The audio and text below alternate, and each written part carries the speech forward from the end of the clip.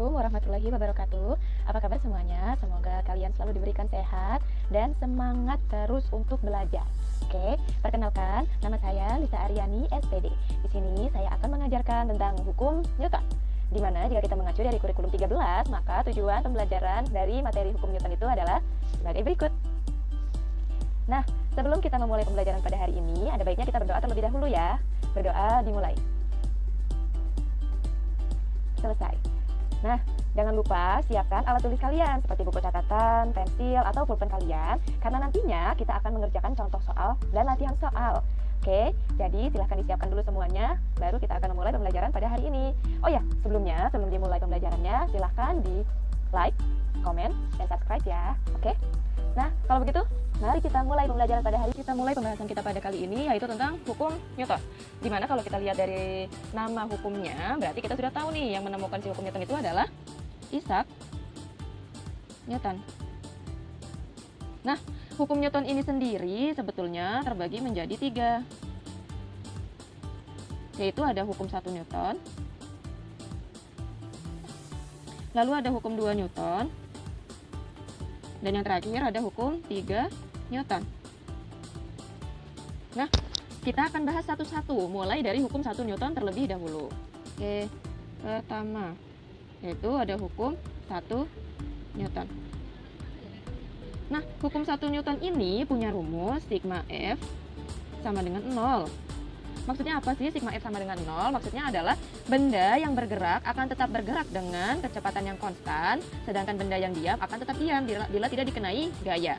Itu untuk hukum 1 Newton. Nah, yang selanjutnya, pembahasan yang selanjutnya ada hukum 2 Newton. Hukum 2 Newton ini punya rumus sigma F sama dengan M dikali A. Oke, sigma F-nya itu apa sih? Sigma F itu adalah gaya total atau resultan gaya. Atau gaya total. Oke, M-nya, M itu adalah massa benda. Oh ya, untuk sigma F ini satuannya adalah Newton ya. Untuk massa benda satuannya kilogram. A-nya, A itu adalah percepatan. Satuan percepatan adalah meter per second pangkat 2.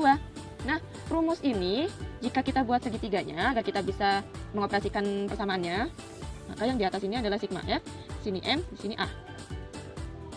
Oke, berarti jika yang kita cari M, rumusnya menjadi M sama dengan sigma F per A.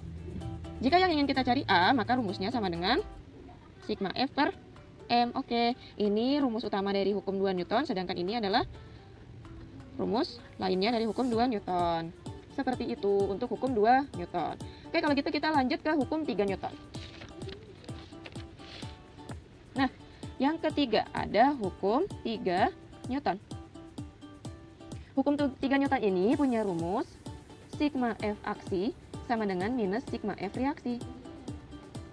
Maksudnya apa sih? Untuk menganalogikan tentang rumus ini, kita gunakan analogi pegas atau per, ya, yang biasa kalian kenal sehari-hari itu kan per ya namanya ya.